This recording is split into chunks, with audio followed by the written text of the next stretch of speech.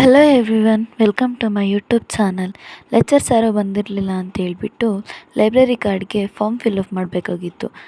ಸ್ವಲ್ಪ ಹೊತ್ತು ಅದನ್ನು ಫಿಲ್ಅಪ್ ಮಾಡಿ 3 ಜನದಿತ್ತು. ಒಬ್ಬಳು ಫಿಲ್ಅಪ್ ಮಾಡ್ತಿದ್ಲು. ಅವಳದು ಫಿಲ್ಅಪ್ ಮಾಡೋವರೆಗೂ ನಾವಿಬ್ಬರು ವೆಯ್ಟ್ ಮಾಡ್ತಾ ಇದ್ವಿ. ಮತ್ತು ಅವಳು ಸ್ಟೆಪ್ಸ್ ಹತ್ತು ಇಳಿದು ಸುಸ್ತಾಗ್ತಿದೆ ಅಂತ ಹೇಳಿದ್ರು. ನಾನು ಅದಕ್ಕೆ ಹೌದಾ ಅಂತ ಹೇಳಿದೆ. ನೋಡಿ, ಬಿಸಿಲು ತುಂಬ ಇತ್ತು. ಮತ್ತು ಕೆಳಗಡೆ ಬಂದು ನೋಡಿದ್ರೆ ಆಗಲೇ ನಮ್ಮ ಸಂಜು ಫೋನಲ್ಲಿ ಮಾತಾಡ್ಕೊಂಡು ಕೂತಿದ್ಲು. ನಮ್ಮ ಫಸ್ಟ್ ವ್ಲಾಗಲ್ಲಿ ಅಷ್ಟೊಂದು ಮಾತಾಡಿ ಈ ವ್ಲಾಗಲ್ಲಿ ಫುಲ್ಲು ಸೈಲೆಂಟ್ ಆಗಿಬಿಟ್ಟಿದ್ಲು ಇವಳು. ಮತ್ತು ಕ್ಲಾಸ್ ರೂಮ್ಗೆ ಬಂದರೆ ಯಾರೂ ಇರಲಿಲ್ಲ.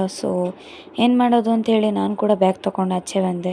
ಮತ್ತು ಇವಳು ಕೂಡ ಜಾಯ್ನ್ ಆದಳು. ಸಾನಿಕಾ ಕಾಲ್ ಮಾಡಿದ್ಲು, ಅವಳಿಗೆ ತುಂಬ ಹುಷಾರಿರಲಿಲ್ಲ. ಅವ್ರ ಮನೆಗೆ ಹೋಗೋಣ ಅಂತ ಹೇಳಿಬಿಟ್ಟು 3 ಜನ ಹೋಗ್ತಾ ಇದ್ವಿ.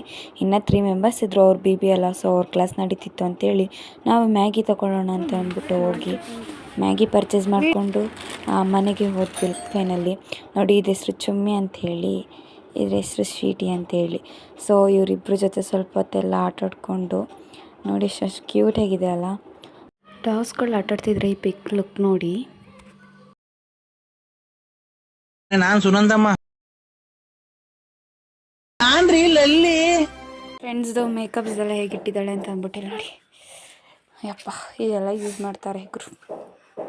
ನಾನೇ ನೋಡ್ಕೊತೀನಿ ನೋಡಿ.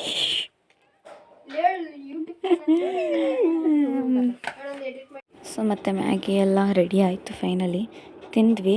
ಪುನಃ ಬೈಕ್ ತೊಗೊಂಡು ಆಚೆ ಹೋದ್ವಿ. ನನಗೆ ಡ್ರೈವ್ ಮಾಡಬೇಕಂತಿಲ್ಲ. ನಾನೇ ಡ್ರೈವ್ ಮಾಡ್ತಿದ್ದೆ ನೋಡಿ. ಅಷ್ಟು ಮಟ್ಟಿಗೆ ಡ್ರೈವ್ ಮಾಡೋಕ್ಕೆ ಬರೋಲ್ಲ, ಸ್ವಲ್ಪ ಮಾಡ್ತೀನಿ. ನನ್ನ ಫ್ರೆಂಡನ್ನು ಕರ್ಕೊಂಡು ಆಚೆ ಹೋದೆ. ಮತ್ತು ಪುನಃ ಮನೆಗೆ ಹೋದ್ವಿ. ಸಾನದು ಡಾಲ್ ಇತ್ತು, ಅದನ್ನ ಜೊತೆ ಆಟಾಡ್ಕೊಂಡು ಮತ್ತು ಇವರೆಲ್ಲ ಫೋಟೋಸ್ ತಗೊಡು ಅಂತ ಹೇಳಿದ್ರು. ಫೋಟೋಸು ತೆಗೆದೆ ಮತ್ತು ವೀಡಿಯೋ ಮಾಡ್ತಿರೋದು ಗೊತ್ತಿರಲಿಲ್ಲ. ಮತ್ತು ಎಲ್ಲ ಮುಗಿಸ್ಕೊಂಡು ಮನೆಗೆ ಹೊರಟ್ವಿ. 4 ಮೆಂಬರ್ಸು ಒಂದೇ ಬೈಕಲ್ಲಿ ಹೋಗ್ತಾ ಇದ್ವಿ. ಇವತ್ತಿನ ವಿಡಿಯೋ ನಿಮಗೆಲ್ಲ ಇಷ್ಟ ಆಗಿದೆ ಅಂತ ಅನ್ಕೋತೀನಿ. ಲೈಕ್ ಮಾಡಿ, ಶೇರ್ ಮಾಡಿ ಆ್ಯಂಡ್ ಸಬ್ಸ್ಕ್ರೈಬ್.